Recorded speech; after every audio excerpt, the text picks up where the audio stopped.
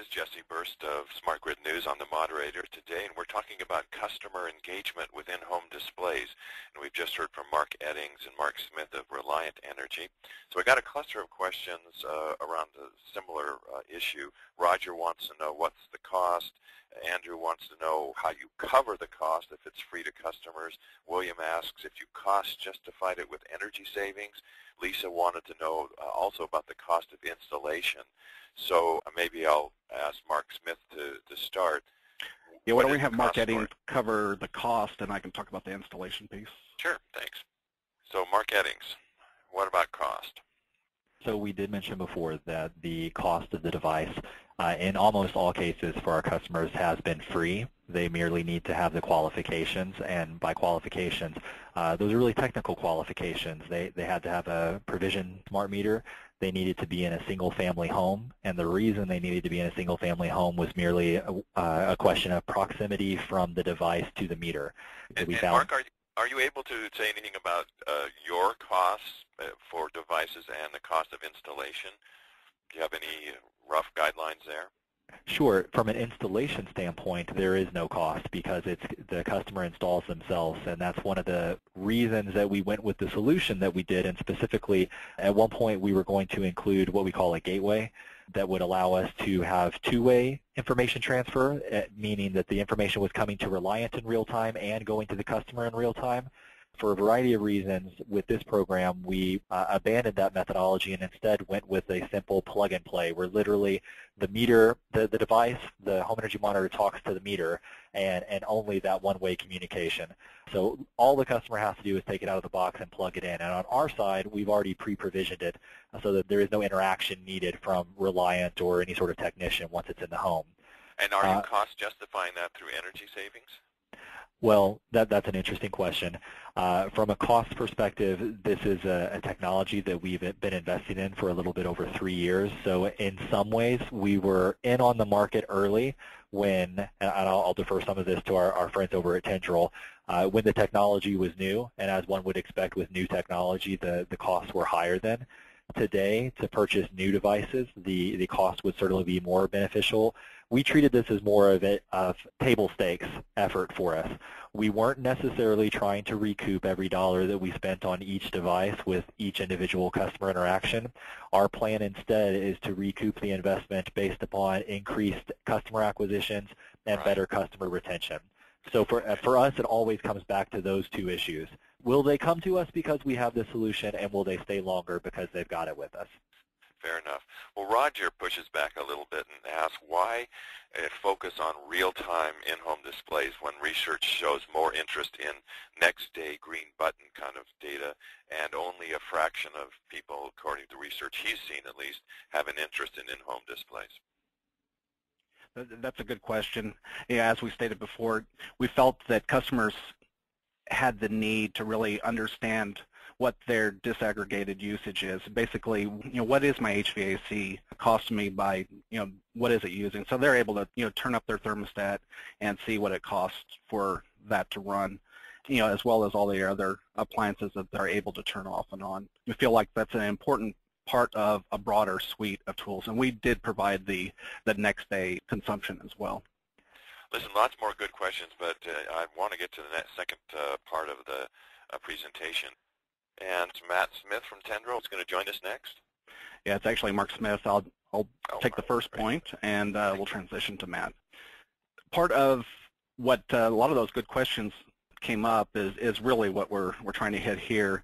Is the customers want to see that real-time savings, like we said in the research. And a key component of what we have on that display is the cost today versus yesterday. They truly understand the dollars spent, and it's an easy way to track what is it that I'm spending, plus the ability to look at a monthly view of those costs as well to see how they're trending. And also the fact that customers can act on immediate use and see savings there. We don't have a lot of quantitative data on savings from these devices at this point. We're working on that, and we'll have surveys as we go forward to get a little bit more information on the qualitative aspect as well as quantitative. But our expectations going in were customers could expect to see savings anywhere from 2 to 15% depending on how they acted upon this information.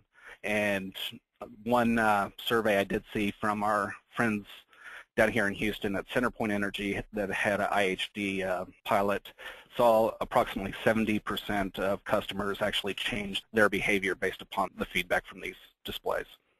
Matt? So the product gives us the 10-second demand. So you can see in the first picture in the upper left, that gives you your current demand. And what that means, if you turn on your electric stove or your microwave, you'll see a jump in that near immediately, so within 10 seconds. There's also the meter is read, the consumption value, your meter reading is read every 15 minutes. That's the data that's used in the top picture on the right side to show you your cost for today versus your cost yesterday. There's also the screen at the bottom that shows you your daily use for the entire month. So you can see which days are higher, which days are lower, and try to make some sense of that. So with that, I will turn it back to Mark Smith. Thanks, Matt. Just a little bit of history of the program. It wasn't always as simple as a device that was ordered by the customer, shipped to them, and a plug-and-play experience.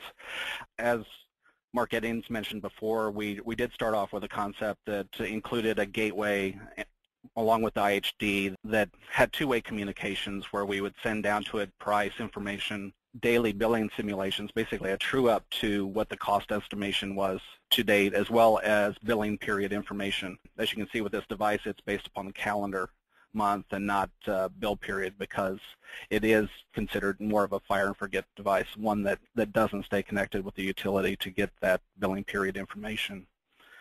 You know, it's important for us to scale back and really simplify it so we can gain key insights before we would go out and really augment the system and add more components to it. So with that, I'll hand it over to Matt, who can talk about some of the key changes we made.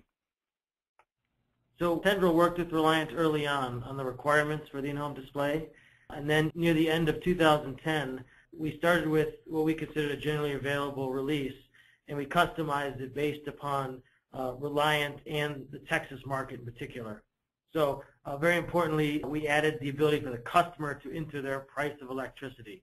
So rather than gather that price of electricity from the meter, the customer puts it in themselves because most of the meters do not contain the price.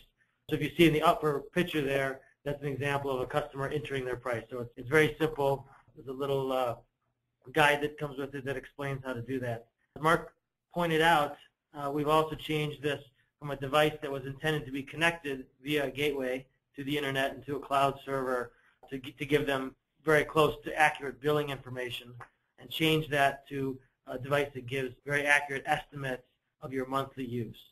So that's an important change when the device is not going to be connected to the internet. Also, one of the more important pieces, we increased our field diagnostic capability. At one point, we came up with what I think is a very good idea, and put the information that's needed on a single page. So in the rare event that something has gone wrong, we can't figure it out with our normal customer service steps, the customer can simply take a picture with their mobile phone and email it to the customer service rep, and then we can handle a case that we haven't seen before. Again, that's not a common occurrence, but an example, at one point in the process, we had 3,300 of these devices deployed, varying between 3 and 6 months, and we had 3 devices that were exhibiting a problem. So with the ability to gather this very important diagnostic information and then actually drive out in the field and update these devices in place in the homes with new firmware, we verified that the problem that we're seeing was fixed. So that's the problems that you have a very hard time reproducing in the lab when they happen after 6 months in 1 out of 1,000 devices. And we'll talk more about the diagnostics a little bit in the next slide.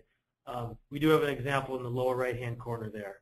With that, I will turn it back over to Mark Smith. Thanks, Matt.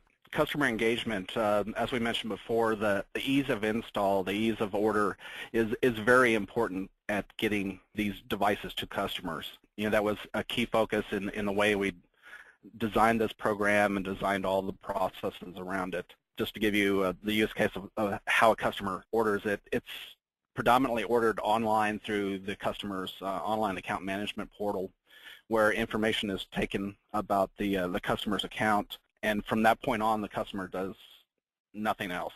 Essentially, the device will show up on their doorstep in about a week. They take it in, plug it into the wall, enter the price, and they're off and using the device. It's very simple. Another key learning we found is that it's important that the customer request the device to see value in it.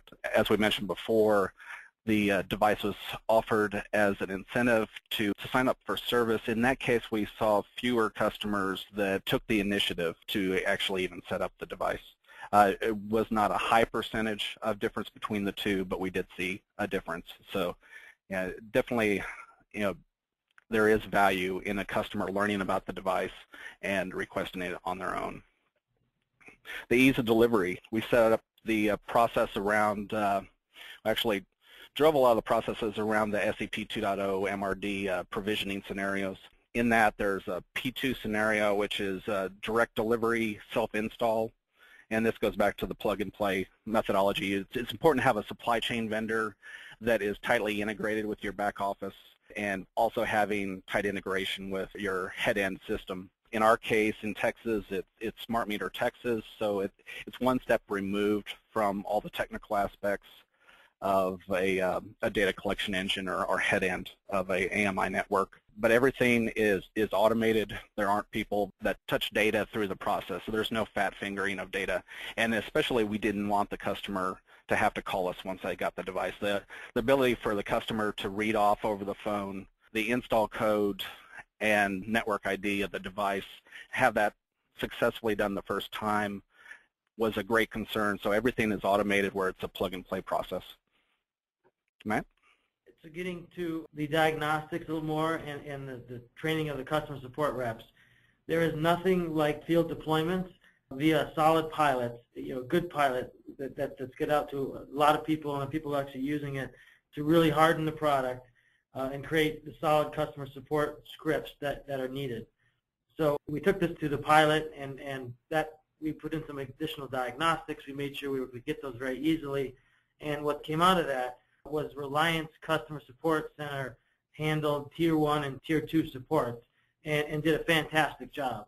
And so what happened was Tendril was involved. It was very simply a problem with the product or a problem with the configuration along the way and with one of the many parties involved. And so the solid pilot is a very important piece of making the deployment work well. One other point on that, early on we agreed, Tendril and Reliant together, that we would get to root cause of problems and not just try and get a device up and working quickly, but in the pilot phase, especially in the early deployment, we made sure to figure out what was going on and get it fixed. Because if you brush over a problem, it only gets worse as you expand the deployment. The ease of use for the customers to set this up is very important. The customer, as we've said before, plugs it in and it works. There's a lot of work that went into that. There's a Smart Meter Texas portal involved to do the provisioning of the devices. There are the TDSP companies, the poles and wires companies. There are 2 meter networks involved here, so the Itron meters and Landis & Gear meters, and then there's the consumers. So to get all that to work well together and to get the right device shipped to the right customer after provisioning it is harder than I think we would all guess. And so, again, Reliant did a fantastic job of this, and we really didn't have any problems at the deployment phase of wrong devices and devices not being provisioned and all that. And again, it's a very important piece of it that a customer can plug it in and start getting value right away. Matt, before you go on, I do want to mention to those listening that Tendril, through this whole process, spent a lot of time making their firmware bulletproof, and it truly shows in the rate of success we have in getting these devices out in the market. We've rolled out a lot of devices, tested a lot of devices. We truly feel that Tendril firmware is about the most mature that we've seen in the market. Thanks, Mark. Appreciate that. With this next slide here, we're going to talk about how did we get started with Reliant. So I'm going to turn this over to Mike Ruth to go over the normal engagement process, and then I can fill in some details on this particular project. Mike?